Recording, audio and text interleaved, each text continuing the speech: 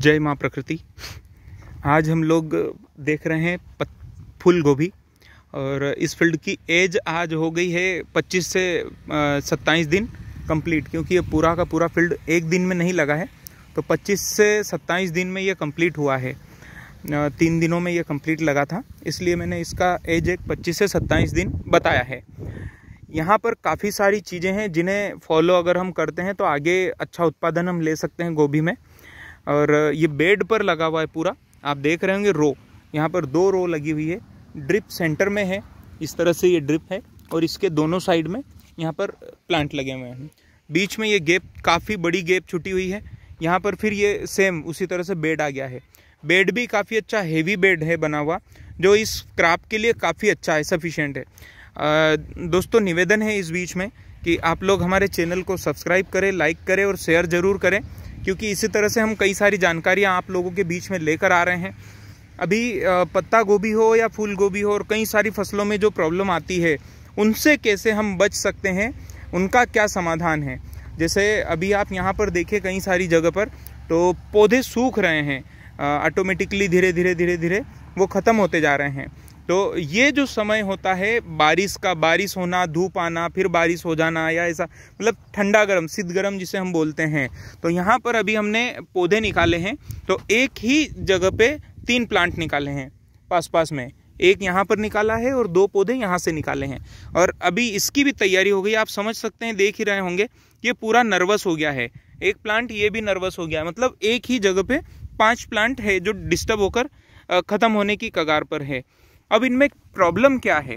तो इनमें सबसे मेन प्रॉब्लम है, कई सारे लोगों को लगता है कि ये जो जड़ होती है, इस जड़ को कीड़ा खा गया है, इस वजह से हो रहा है। कई सारे लोगों को लगता है कि ऊपर से कोई प्रॉब्लम आई होगी जिसकी वजह से पत्ते ख़त्म हुए हैं। पर दोस्तों इसमें बता दूं मैं कि यहाँ पर एक प्रॉब्लम होती है और इसे बोलते हैं ज़मीन और ये हवा, ऊपर ज़मीन से ऊपर वाला भाग, तो इसे हम बोलते हैं कॉलर। और यहाँ पर कॉलर के यहाँ पर एक फंगस आता है जिसे हम बोलते हैं कॉलर रॉट, और इसकी प्रॉब्लम कई सारी फसलों में आती है। जैसे सबसे ज़्यादा गोभी में आता है, मिर्च में बहुत ही ज़्यादा आता है कगार में, इसके बाद चना हो गया, डालर चना वगैरह, इस तरह से कई सारी क्रॉप में। तो इसका सबसे बेस्ट सॉल्यूशन है केप्टान प्लस हेक्साकोनाजोल का कॉम्बिनेशन आता है। जैसे कि नाम अगर लूँ मैं तो टाटा कंपनी का एक ताकत नाम से प्रोडक्ट आता है, वो हम ले सकते हैं। और इसी तरह से कई सारे प्रोडक्ट आते हैं जिन्हें हम ले सकते हैं। कंपनी के अलग अलग प्रोडक्ट आते हैं अलग अलग नाम से। टेक्निकल मैंने आपको बताया केप्टान प्लस हेक्साकोनाजोल। इसी तरह से बायोस्टेट कंपनी का एक रोको आता है, उसमें टेक्निकल डिफरेंट होता है, वो भी काफ़ी अच्छा काम करता है। तो इसका स्प्रे ले सकते हैं। स्प्रे लेने से स्प्रे अच्छे से लेना है और कोशिश करना है स्प्रे शाम को लेना है। 4 बजे के बाद कभी भी ले सकते हैं शाम को, तो वो काफ़ी अच्छा काम करेगा।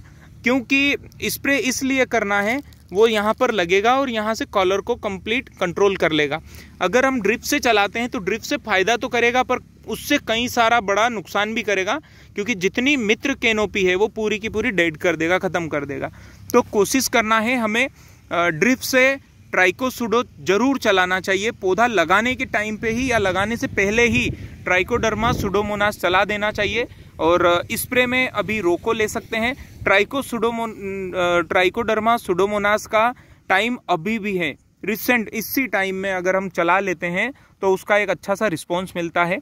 और फूल गोभी है जो काफ़ी अच्छा बड़ा रिस्पॉन्स इस बार देने वाली है, क्योंकि काफ़ी बड़ी मात्रा में तो रोप ही ख़त्म हो गए थे लोगों के यहाँ पे। और जब प्लांट इस तरह से प्लांटेशन किया तो भी कई सारे किसानों के यहाँ पे वो सब कुछ ख़त्म हुआ है। तो कोशिश करें ये जो हमने बताया है इसे ज़रूर कर लें। और ट्राइकोडर्मा सुडोमोनास गलाने के साथ, बनाने के साथ में उसे ड्रिप से जब चलाएं तो उसमें साथ में गुड़ ऐड कर सकते हैं। और स्प्रे में जैसे मैंने बताया आपको, जो भी फंगिसाइड ये लेते हैं, इन फंगिसाइड के साथ में अच्छा सा मिक्स मैक्रोन्यूट्रेंट वेटिंग एजेंट चिपको जिसे हम बोलते हैं, ये ज़रूर ले लेना चाहिए। 15 लीटर पानी पर अगर हम दोनों में से जो भी ले रहे हैं, रोको हो या फिर टाटा कंपनी का ताकत हो या जो भी इस तरह का प्रोडक्ट हो, वो अगर हम लेते हैं तो वो 40 ग्राम लेना है 15 लीटर पानी पे। तो वो ज़रूर डाल लेना और स्प्रे कर लेना। पर स्प्रे का समय शाम को ही लेना है, कोशिश करना है। आपके पास बाकी सुविधाजनक जैसा हो पाए उस तरह से करना है। इस समय में इसमें इल्ली भी बहुत आती है, तो इल्ली के लिए अच्छा सा स्प्रे तो लेना ही है। अच्छा सा मतलब जो भी केमिकल स्प्रे कंटेन आप लेते हैं वो लेना है। साथ ही साथ उसमें नीम ऑयल जरूर लेना है, नीम ऑयल, करंज ऑयल जरूर ले लेना है, ताकि जो भी कीट है, पतंगे हैं, उन्हें उसका टेस्ट अच्छा ना लगे और वो इस पर बैठे ही नहीं। इसके साथ साथ इसमें सफ़ेद मच्छर का बहुत बड़ा प्रकोप होता है, तो उसे भी कवर जरूर करना चाहिए। तो उसमें हम जो नीम ऑयल लेते हैं वो एक तरह से बहुत अच्छा मदद कर देता है। और उसी के साथ में जो स्प्रे आप ले रहे हैं उसमें सिलिका ऐड कर लेना चाहिए। अगर आप सिलिका ऐड कर लेते हैं तो उसकी एक तरह से लेयर बनती है, और इस तरह से जो लेयर बनती है उसके ऊपर कोई भी इंसेक्ट बैठ ही नहीं पाता है।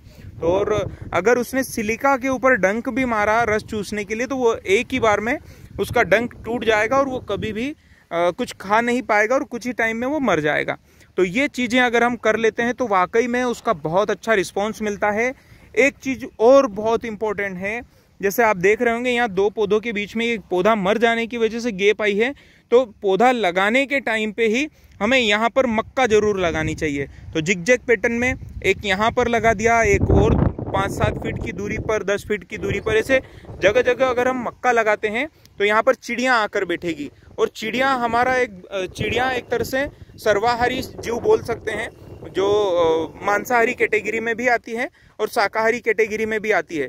तो जितने भी शाकाहारी कीट है जो पत्तों के ऊपर बैठते हैं वो कहीं ना कहीं हमारे शत्रु कीट की कैटेगरी में आते हैं, और सर्वाहारी कीट जो होते हैं वो हमारी मित्र कीट की कैटेगरी में आते हैं, एक तरह से ये बोल सकते हैं। तो वो क्या करेंगे कि जब भी उनके ऊपर बैठेंगे तो जो भी तितली है या फिर मक्खियाँ उड़ती है जो नुकसान करने वाली, वो उन्हीं को खाती है। तो वो हमारे लिए एक बहुत हेल्पफुल रहेगा। ये एक येलो पेड़ आप देख रहे हैं, इस तरह से ये भी जरूर लगाने चाहिए, तो कई सारे इंसेक्ट को ये भी कवर कर जाते हैं। तो दोस्तों ये छोटा सा वीडियो जिसमें कई सारी छोटी छोटी जानकारी है जिन्हें हमें जरूर यूज करना चाहिए। इसके साथ साथ पौधा लगाने के टाइम पे या नहीं भी कर पाए हो पौधा लगाने के टाइम पे, तो बाद में भी हमें माइकोराइजा जरूर यूज में लेना चाहिए। और ये जो पीरियड होता है इसमें इसको बहुत ज़्यादा अच्छे से भूख लगती है, और फास्फोरस एक कंटेन ऐसा होता है जो बहुत हेल्पफुल होता है। तो पीएसबी, केएसबी हमें ये भी इसमें रन करना चाहिए। पीएसबी फास्फोरस सोल्यूबलाइज्ड बैक्टीरिया होता है, जैसे कि हम लोग डीएपी डालते हैं। तो डीएपी का काम क्या होता है, डीएपी पौधे के अंदर जब एनर्जी देता है तो वो पूरे हर सेल में जाकर काम करता है। अभी वो यहाँ पर अगर कोई सा दाना गिरा हुआ है और पौधे की रूट यहाँ पर नहीं है तो ये पौधे तक नहीं आ पाएगा। तो यहाँ पर क्या करना है, जब आप पीएसबी डाल देते हैं तो फास्फोरस सोल्यूबलाइज्ड बैक्टीरिया जो होता है वो इसे पूरा सोल्यूबल करेगा और यहाँ से इस पौधे तक लाने में वो हेल्प करता है। रूट का स्ट्रक्चर अगर हम देखें तो यहाँ पर तो कम होगा, पर रूट का स्ट्रक्चर यहाँ पर काफ़ी बड़ी मात्रा में होता है। पर यहाँ पर भी अगर हम देखें तो किसी न किसी तरह से रूट का स्ट्रक्चर थोड़ा सा कम है। उसके पीछे रीज़न अधिक बारिश, फिर एकदम से पानी चला जाना, ज़मीन का पीएच गड़बड़ हो जाना, ये छोटी छोटी चीज़ें हैं। तो ये वाला जो पीरियड होता है, इस पीरियड में आप सल्फ्यूरिक एसिड का ट्रीटमेंट अगर कर देते हैं तो वाकई में उसका भी बहुत अच्छा रिस्पॉन्स मिलता है, जिससे ड्रिप क्लीन होती है। जैसे ही ड्रिप क्लीन होती है वो ज़मीन में जाकर पीएच को भी मेंटेन करता है और ज़मीन पूरी एकदम सॉफ्ट बना देता है। तो उसकी वजह से पौधे में एकदम ज़बरदस्त ग्रोथ आ जाती है। तो ये अगर हम कर लेते हैं तो वाकई में ये छोटी छोटी चीज़ों से एक बड़ा सा रिस्पॉन्स हमें मिल जाता है। और इसी तरह से अभी अब आगे बढ़ेंगे हम, तो इसमें फ्लावर आना शुरू होगा। जो स्टेज होती है उसमें फास्फोरस और पोटास की बहुत ज़्यादा नीड होती है। तो फास्फोरस के लिए हम पीएसबी चला रहे हैं और केएसबी जब हम चलाते हैं तो वो पोटास को भी सोल्यूबल करता है।